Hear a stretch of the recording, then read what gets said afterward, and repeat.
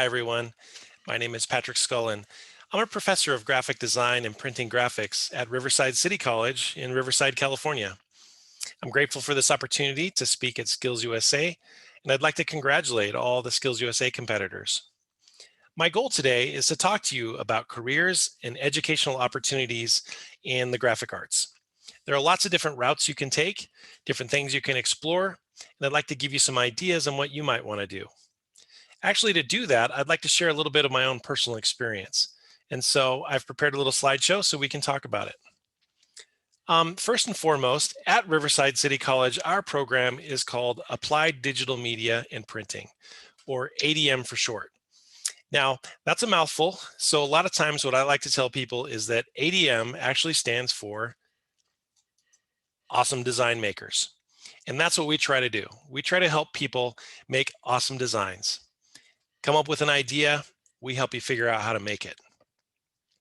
Now, this is a little bit of a story, goes back in time, talks a little bit about where I came from and what my interests are, and maybe you can relate to it. So, me personally, I love everything Marvel. Um, the whole Avenger series has been just the best thing to watch. I love Infinity War and Endgame. Those are some of my favorite movies right now. But it all started, my love of Marvel started from comics. That's where I kind of got my start as a young kid. I loved reading comic books. I loved the art. I loved the design. I loved the printing. I loved the smell of the newsprint. It was all really fascinating to me as a young kid. And back then, you could ride your bike to the 7-Eleven and get them for a quarter. So nowadays, I don't know, they're a lot harder to find. But in any case, the storytelling, the art, the printing, all that was interesting to me. And it kind of led to a lot of curiosity about how these things are made. So when I was young, I loved drawing comics. And that's what I was doing when I should have been paying attention in my class. So instead of studying for algebra, I was drawing Iron Man. And that was just my thing. I still do that actually. When I'm in meetings and other things at school, sometimes if you look at my paper, I've got little doodles of Spider-Man. And that's just what I do. So maybe you can relate. As I've gotten older, more experienced, I've even started making my own comics. And this is something that I do. It's a series called Super Siblings.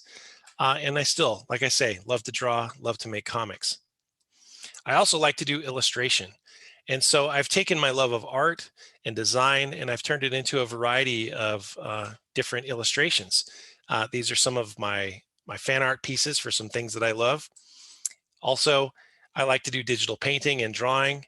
Mandalorian is something I'm really into right now. So I've done a lot of little Mandalorian drawings and paintings. And these, in fact, are actually done on my iPad. I like to draw a lot now digitally. Here's some from the uh, the sequels, which I don't know how you feel about, but I'm still, halfway there on whether or not I really like them. But in any case, I still love this stuff. But it started out with a love of comics, but then it turned into something more when I joined Mr. Hubbard's high school printing class. Got to admit, I took this class by accident. I had some friends in that class. It was one of those classes that was notorious for being kind of a fool around class. What a lot wasn't expected of you at the time. And so we kind of joined it to just have a little fun with each other. But what I discovered instead was a cool little print shop. We worked on old printing presses. We had cameras where we would make printing film and learn all different aspects of the printing process. We made flyers, posters, banners, even t-shirts for the school. It was a really interesting process. Mr. Hubbard, like I said, was pretty casual back then. He let you get away with a lot, but at the same time, he taught a lot because we got to play with this stuff and figure out how it worked. A lot of times by making a lot of mistakes because we kind of taught ourselves a little bit too. But I loved that environment. I loved being part of that and actually taking ideas and turning them into things. And that's something that stuck with me. Here's an example of like some screen printing. So this was a really cool class for me in high school. Um, Sadly, not a lot of high schools have this kind of program anymore, but it's something we've tried to build at our CC. So we still have these things, screen printing, offset printing, digital printing, a variety of things like that. We still try to show our students. This was also the class, Mr. Hubbard's class, where I learned about computers. Uh, got my first taste of Photoshop and Illustrator in that class, running an old Macintosh. And it was really unique to learn basically how to translate something from paper into a digital world. Of course, back then it was very simple, simplistic compared to what we can do today, but it got me thinking about that collaboration of technology and printing. But like all of you, you get to your senior year and you start wondering, what am I going to do now? Where am I going to go? What am I going to study? You get a lot of advice from a lot of people on what to do and where to go. Um, Frankly, it's not all good advice. And sometimes you have to make some choices on your own and decide where you fit and what you really want to do. So, what I'd like to do is give you a little bit of a career perspective on what you might want to do as you're selecting where you're going to go to school. Um, I'm borrowing some of this from Mike Rowe. Some of you may know him, seen him from his many TV shows on Discovery Channel. But when he went into his counselor's office in 1977 was a big year. Star Wars came out that year. But in any case, I digress.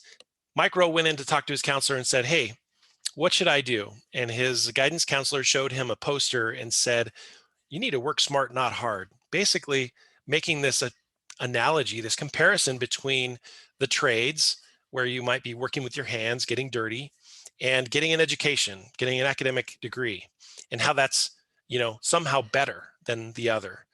But Mike Rowe likes to say that you're not supposed to just work smart or hard. You're actually really supposed to do both. And technical careers are the kind that do that. They exercise your mind and your hands, and they expect you to excel in both. We also have a big problem in our country these days. It's called student debt. It's a big challenge to figure out how to pay for an education. And the worst thing you could do is saddle yourself with a lot of debt getting an education that doesn't actually lead to a career. So here's something to think about. How do I find a career and how do I find a degree that actually supports each other? Here's my advice. I suggest looking at a community college. Why community college? Community colleges are inexpensive. But at a community college, you're going to be exposed to a lot of things. And there are a lot of career opportunity degrees that you can find at a community college. And so my suggestion is that in the beginning, focus on a career certificate or an associate's degree. That can be achieved in 1 or 2 years. And while you're doing that, work a little bit and save some money. Do that first.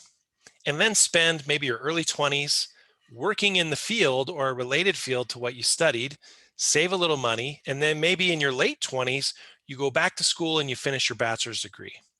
Or if you find a lot of success, start a business and pursue a higher paying career.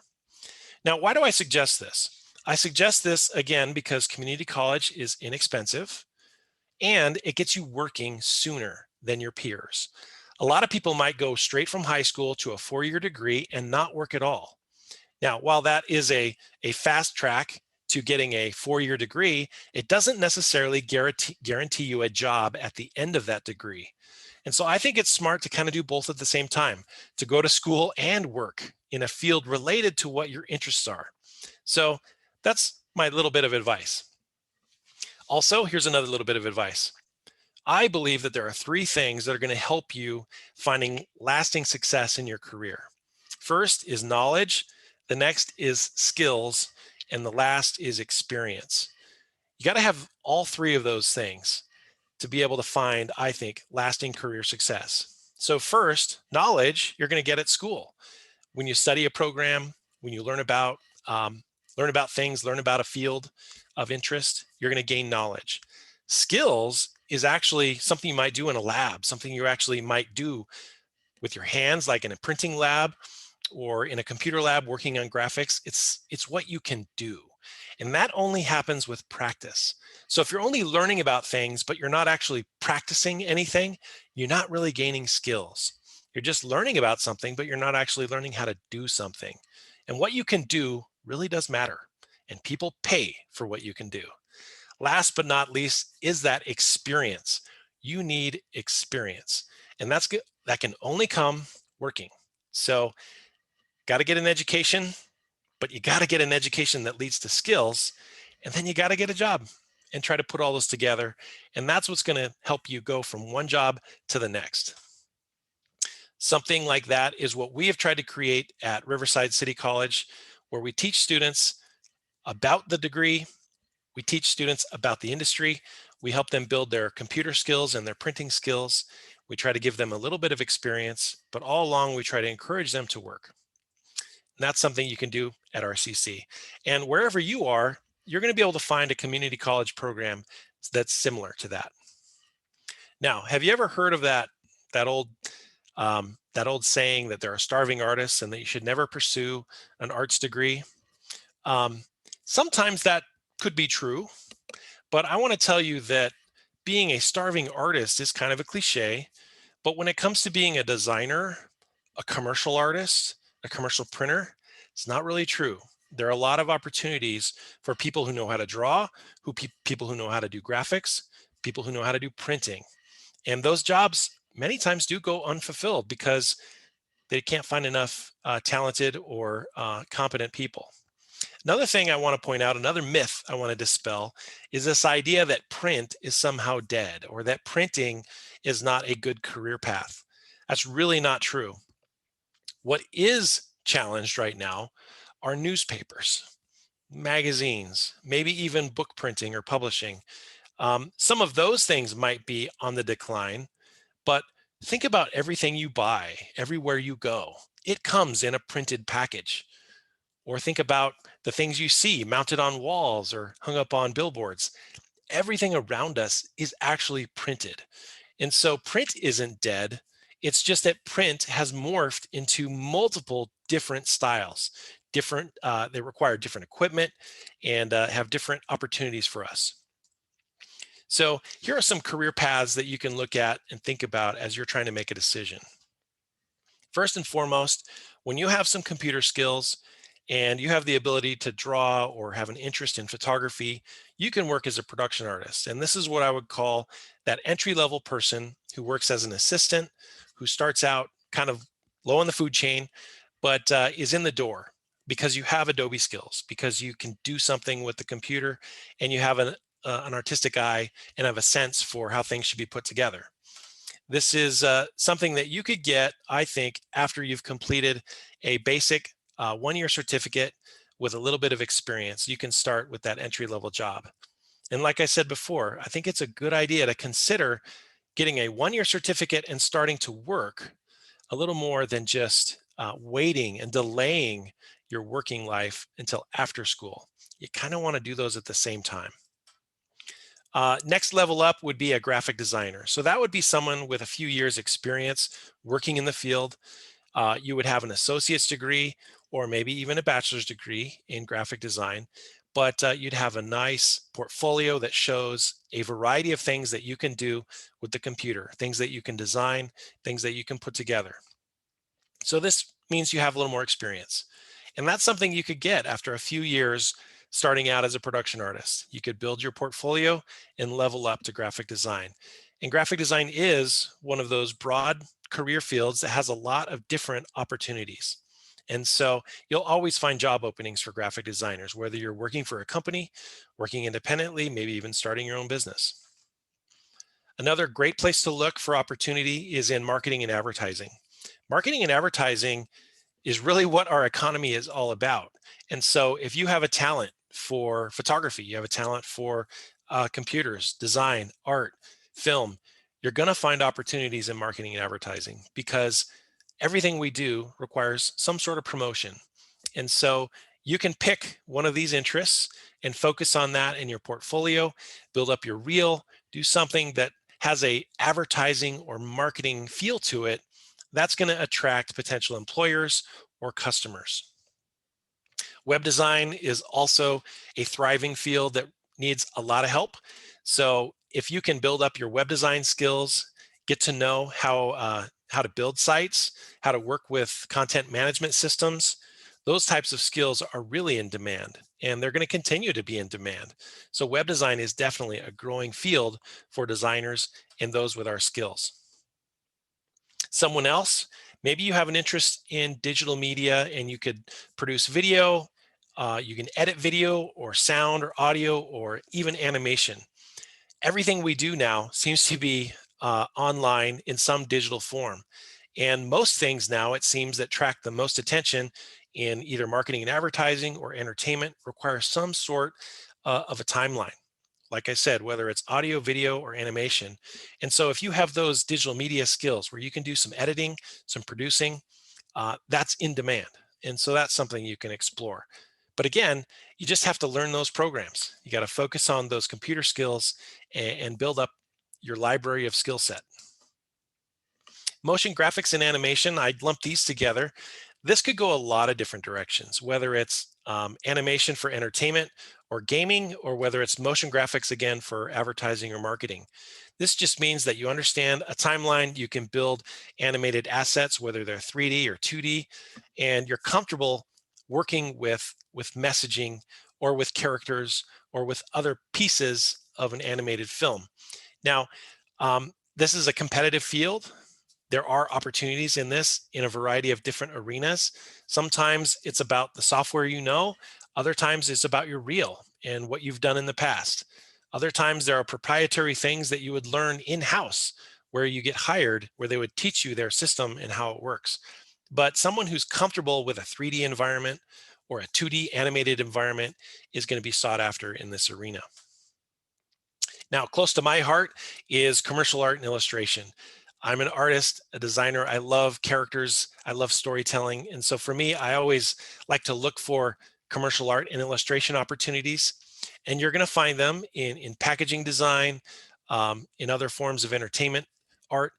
There are a variety of places you can look, but it means that you're going to have to pick an illustration style, an artistic style, and definitely you're going to need to be comfortable working digitally so that you can produce these pieces of art that can be translated to multiple different pieces.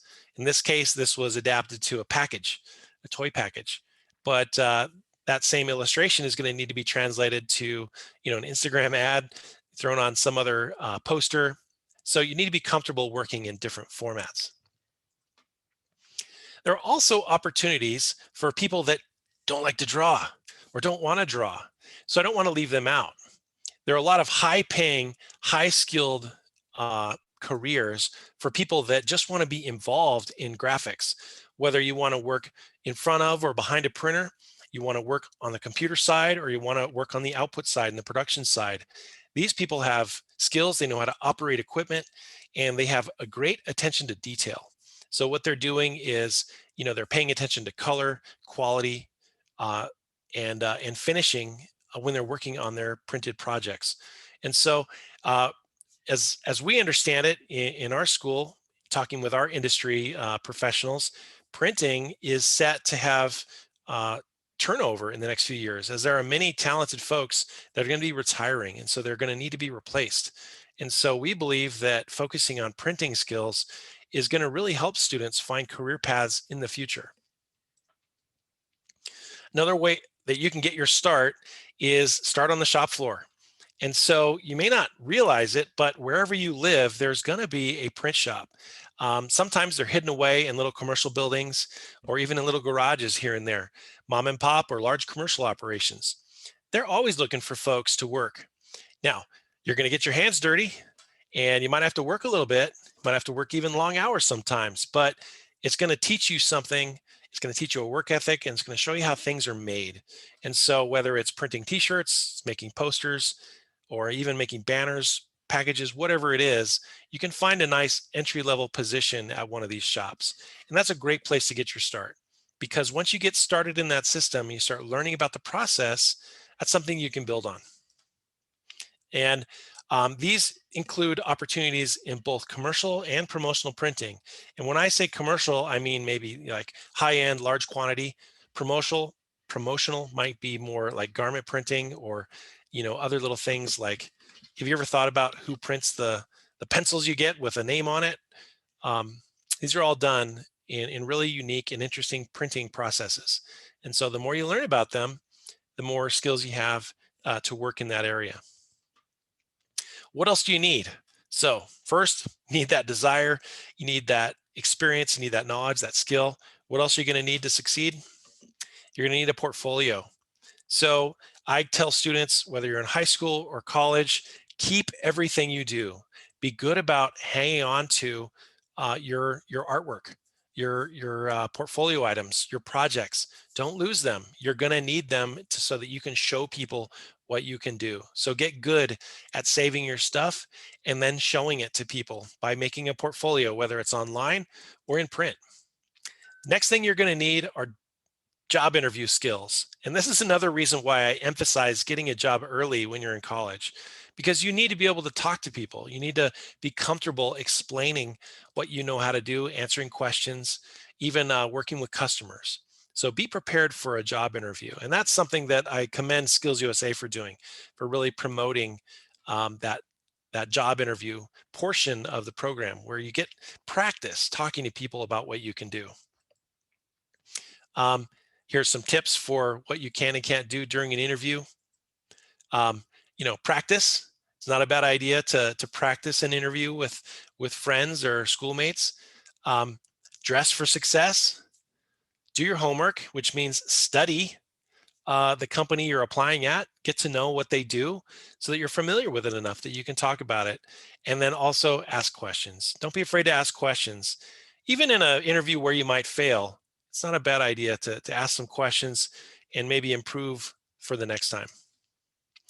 Last but not least, I would say that as an artist or a designer or a photographer or a media producer, whatever, in our field, you can never stop learning. You have to keep learning. Your skill set is going to expand. You're going to start here at a base and it's going to continue to grow. And you need to be comfortable with that. This is not a field where you just kind of start and then stop and sit back and go, oh, yeah, I'm going to coast now. No, things change. Equipment gets updated, software gets changed, demands of the marketplace, they change. You have to be willing to learn new stuff. Just this last year, I really enjoyed going to the online virtual Adobe Max conference. That was a great place to learn cool tips and tricks from Adobe. And what was even better is this conference was free. So it was an awesome, ad for Adobe, but it's also a great place to continue building skills. And so for even someone like myself, I love doing these kinds of things to expand what I can do. Um, Also, be comfortable with technology of all kinds. Um, if you're one of those people that just likes the new thing, trying it out, don't be afraid of technology. Of course, here's an iPad. A lot of you already are using them, tablets and devices. Great. But if you're not, find a way to try it out. We always try to give students opportunities to practice with as much technology as we can, because the more comfortable you are with it, the better your skills are going to be. Of course, try out new software. Here's an example, that new Photoshop for the iPad or the new Illustrator for the iPad. It's never a bad idea to hone your skills and to try learning new stuff so that you can get faster and better. So I hope that some of this has given you some ideas on how you might prepare for a career in graphics. Um, I think ultimately the most important thing is that you need to want it. It needs to be something that you really, really love. And that's how I found my way in. For me, it was all about that that love of comics, that love of graphics and how things are made that really led me to where I am today. And so if there's something that you're particularly curious about or interested in or that inspires you, see if you can figure out how it's made, how it's done. And that might lead you in a direction that you didn't expect. And maybe you won't be doing the exact job you thought you would. I mean, I never thought I would have become a professor, but I'm in a related field and I'm very happy with where I am. And I wouldn't have found it if it hadn't been for Mr. Hubbard, who gave me that opportunity to play around, to fool around a little bit, but then kind of explore my interests. And so I hope you can find that kind of experience as well, that kind of incubator for what you want to do and where you want to go. So that's what I want to leave with you guys today. So congratulations on getting this far, and don't be afraid to explore and test out your talents in other places. All right, take care, everybody. Good luck.